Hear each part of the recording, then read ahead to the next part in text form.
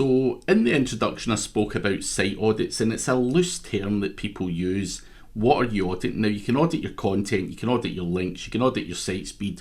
There's a whole bunch of things that would come under the term site audit. Now I'm going to break these down, but the first thing we're going to show you is just a general website audit, and there's a couple of different tools you can use for that, and it's one of the first things I do when I see a website. If I'm employed to engage in services, I want to make sure that the website is solid, it's sound, and in general in good condition, and it also gives me a bit of an idea as to what work's going to have to go in to clean the website up and some stuff like that. Now I will go into site speed audits, content audits, link audits and all of that stuff later on in another video, but in general my first go-to tool would be the SEMrush site audit. Now this is part of the SEMrush package and allows you to audit your website, and it will come back with a whole bunch of errors, warnings and notices. Now my website's in fairly bad shape just now because it's going through a revamp and there's some broken stuff there. When I'd done this audit, my website was in the middle of being transferred over to my new one, which you will see now, but I had to audit the website, see what was wrong with it, and obviously go and address those problems. And you don't have to use SEMrush. There are other tools out there such as Screaming Frog, and Sitebulb is another great tool, and there is a whole bunch of other ones as well. Now I use SEMrush because I think it's fairly aggressive. Yes, sure, it can on the odd occasion bring up a false positive. However, you do probably want to use Screaming Frog or Sitebulb or something else just to ensure you don't miss anything. I always want clarification that SEMrush are ticking all the boxes, so that's why I sometimes run 2 audits using 2 different tools just to make sure I'm not missing anything out. Now the first thing when it comes to a site audit is the errors. Now errors tend to be incorrect pages found in a sitemap, structured data things are invalid, pages are returning 404 errors, internal links are broken, canonical links are broken, and a whole bunch of stuff like that. Now that is not good, to come up with 404 errors, and you know, is that still the case on my website? I need to figure that one out. Taking a bit of time to load as well. So Grammarly review, is it worth it? So that link's clearly not broken anymore. That one has been resolved and I've not rerun the campaign. Now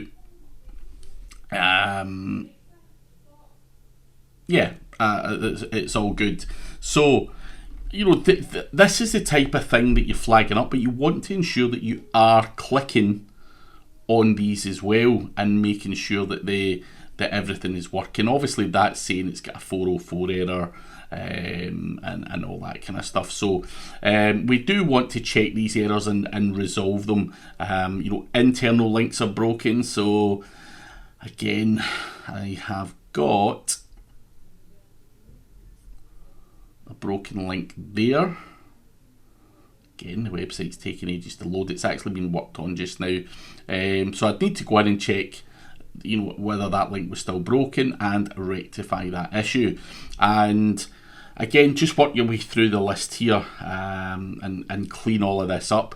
Errors tend to be errors, and these are things that can obviously jump up. You know, I didn't have many errors, then it's jumping up and it's jumped up and it's jumped up as my new website is being tweaked with. Warnings is something that's not essential to fix right away, but things that SEMrush recommend that you do. Now sometimes it's going to be broken external links. It could be pages have a low word count, pages have too much text within the title tags, 17 pages don't have a header tag, 375 images don't have alt attributes. You know, these are all very kind of minor things. You want to fix the broken links and stuff like that first. Now SEMrush work with large data sets, and you do want to make sure that you tag up your images appropriately. You do want to make sure that you use a header 1 tag. You do want to make sure that you're ticking as many boxes as you possibly can, but the warnings are not that important. Notices are things that it's just flagging up, and it's just to give you a reminder that, you know, I do have up 1,615 URLs with a permanent redirect. I do have 1,557 external links that have no follow attributes. These are supposed to be there, but it's flagging that up in case that was a mistake. So that is what that particular section's about. And again, you want to work your way through this and make sure that you are cleaning up your website, and anything that potentially is going to turn into money on your website, people are not clicking on broken links and anything like that. Now, the tool also goes into crawlability, HTTPS, your site performance, your internal linking, international SEO if you've got it implemented, and markup on your website. Now, internal linking, quite an important part of SEO.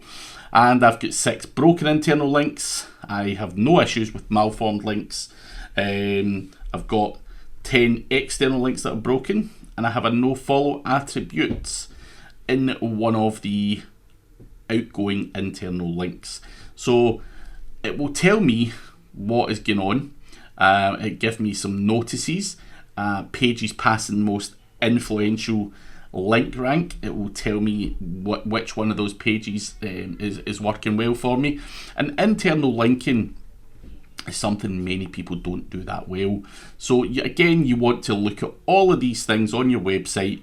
Sometimes you'll get problems where people don't have the SSL certificate implemented properly, and again, that's something you want to address so that you're not confusing Google. So that is why doing a SEMrush site audit is going to give you work to do, and that might form month 1 of your campaign for a client. So you tend to get websites that are just, you know, web designers are not SEOs. So there's always going to be problems, whether it's a brand new website or whether that website has been going for a while, people have forgotten to do redirects, they forgot to do a whole bunch of stuff. So part of your first part of the job is going to be to do that audit and clean the website up and get a much better auditing score. So it's very simple and easy to do. I think that the SEMrush interface is just user friendly and easy to use, and again, something that you can export as a PDF and send over to a customer to justify the work that you're doing. You can basically say to them, look, here's all the problems, export it as a PDF. You can give them parts of it or the full report. Now you can literally go into some of the errors, for example, and say we've got 6 pages that are returning, you know, the 404 error code, and you can actually export just that section if you want to delegate that out to someone, or even feed it back into a client. If you're doing consultancy, you can then say, go and get these fixed by your internal team, and you can use that as a consultancy tool, and they're going to look at it and go, wow, you know, nice, clean, easy to understand report. And as I say, very simple and easy to use. So that's the first thing you want to be doing with a basic overview of a website, and that is what I would call a basic site audit. Now, there's hundreds of more things to look at on a website, and we'll go into them in the next couple of videos.